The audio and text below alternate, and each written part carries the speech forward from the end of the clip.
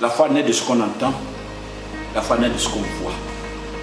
Aujourd'hui, vous êtes en face de votre coach en bien-être et en intelligence financière. Je voudrais faire un coucou spécial à toutes les femmes du monde entier et particulièrement je voudrais faire un coucou à ma mère. Ma mère, Marie qui s'appelle. Je suis fier aujourd'hui de partager avec vous ce que c'est que la redevabilité en face de ses géniteurs. Aujourd'hui j'ai plus mon père, mais aujourd'hui ma mère est encore. Je suis heureux de pouvoir la sentir toujours à côté de moi pour tout ce qu'elle a eu à faire. Et nos mères en Christ nous sont de Dieu. Elles ont tout fait. Elles se sont battues pour que nous soyons ce que nous sommes. Aujourd'hui, nous avons tous mal de savoir que certaines personnes traitent leurs parents, leurs géniteurs, leurs génitrices de sorciers, particulièrement en Afrique. Nous, Africains, qui pensons que nos parents nous mettent au monde pour finalement finir avec nous, comme on le dit vulgairement. Je fais cette vidéo pour toi qui m'écoutes, pour que tu puisses savoir qu'une mère précieuse, on n'en a pas deux, on n'a qu'une. Et si vous avez la possibilité de lui permettre d'être heureuse et de vivre heureux, ce serait la meilleure des choses. Pour ma part, aujourd'hui, je fais un honneur spécial à ma maman, un coucou spécial à elle encore, qui certainement verra cette vidéo. Je voudrais partager avec vous une histoire qui, pour moi, peut être la vôtre. Ma mère, je me souviens comme c'était hier, je venais à peine de découvrir après avoir fait mes 14 échecs, donc après avoir échoué 14 fois. Les seules personnes qui étaient avec moi et qui m'écoutaient, qui m'encadraient, qui avaient toujours confiance en moi, c'était mes géniteurs. En première personne, elle a toujours cru en moi. Elle a toujours souhaité que je sois le fils qu'elle souhaitait avoir, quel que soit ce que les gens disaient. Pour elle, j'étais son Augustus chérie, son petite chérie. Elle a toujours cette battue pour cela. Oui, elle a beaucoup de choses. Et je ne pourrais pas vous compter tout ce qu'elle a pu faire pour moi. Mais ce que je voudrais vous dire, si je tiens aujourd'hui sur mes pieds, si je suis heureux, c'est parce que quelque part, la une qui toute sa vie a eu dans sa poitrine un gros amour, un amour sans mesure pour moi. Je me souviens comme c'était hier. Je venais de connaître une gloire, pas de nouvelles. Oui, Dieu a fait grâce. C'est une entreprise qui va me permettre de quitter la misère la plus farouche pour atteindre l'opulence la plus folle.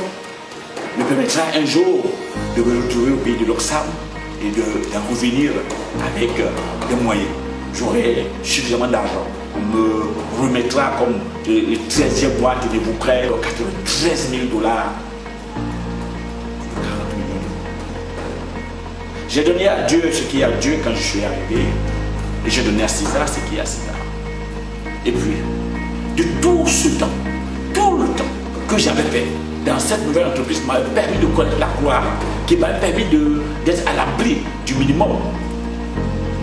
Il y a eu un montant qui est le plus beau montant de ma vie, le plus grand montant de ma vie. C'est le montant le plus important de ma vie. Et ce montant de prêt, c'est 1 million de francs CFA. L'équivalence d'environ 2 000 $. 1 million de francs CFA va être le montant le plus beau de ma vie. Pour moi. Je revenais donc de ce passage de bénéfices et j'avais de l'argent.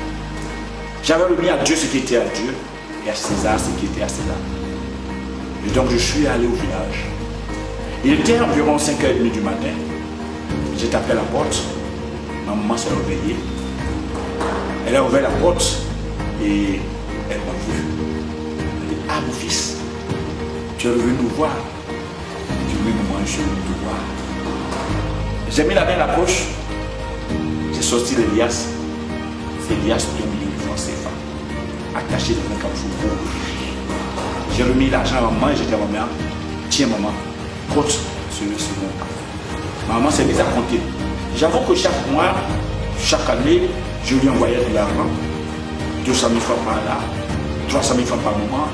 Et je lui demandais de compter. Chaque fois quand elle finissait de compter, je lui disais: alors, payez l'électricité pour 50 000 francs.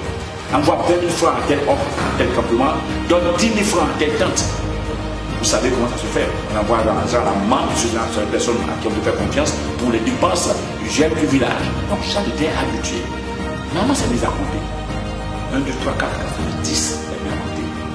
Quand ça fait 10, elle met à compter. Quand elle a fini de compter, je lui ai posé la question.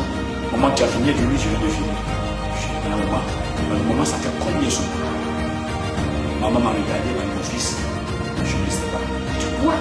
Elle dit, non, j'ai fait 10 lots de 10 pieds, de 10 000. Je dis, maman, 10 lots de 10 pieds, de 10 000 font exactement 1 million. À un moment de répondre, oh, mon fils, 1 million.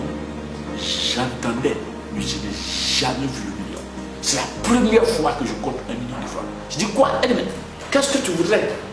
Où penses-tu que je pourrais avoir 1 million? Où penses-tu que je pourrais voir 1 million si ce n'est pas la télévision? Ou entendre parler du million si ce n'est pas la radio? C'est la première fois de ma vie que je comptais 1 million. Je vous avoue que ma maman, elle avait à l'époque 75 ans, selon les papiers. Je dis selon les papiers parce que j'ai 2 grands frères qui sont à la retraite il y a très longtemps, et quand on enlève mon âge, dans l'âge de ma maman, il reste plus 25 ans. Alors ma maman avait déjà passé les 80 ans. Et là, elle me dit que c'est la première fois qu'elle compte 1 million. J'ai répondu ceci, maman. Si depuis que tu es né, si c'est la première fois que tu comptes 1 million, l'argent que tu viens de compter là, si depuis ta jeunesse tu voulais faire ton bonheur, que l'argent t'a manqué. Si tu voulais t'offrir quelque chose, que l'argent que tu t'as manqué, ce montant que tu viens de compter, c'est le tien. Prends-le, fais de cet argent ce que tu veux. S'il faut que tu ailles sur la route du champ, t'asseoir sur ton tabouret, donner un billet à chaque passant. Si tu penses que c'est ça qui fera ton bonheur, l'argent que tu viens de compter, c'est pour toi. Fais ton bonheur avec. Mais quoi? Mon fils, c'est de moi que tu parles. Je dis, moi, ça ne sera pas possible. Tu parles de moi, je dis, moi, il parle de toi. Alors maman ouvre ses bras comme ça, dit, mon fils, viens t'asseoir sur mes genoux. Quand j'ai entendu genoux, j'ai regardé ma vie. J'ai regardé son âge, j'ai regardé ses pieds. J'ai regardé la forme que j'avais. Je commençais par reculer quand je l'ai entendu dire, mon fils, c'est moi qui t'ai mis au monde. Je t'ordonne de venir t'asseoir sur mes genoux. J'ai donc pris mon courage à deux mains. Je suis allé m'asseoir sur mes genoux.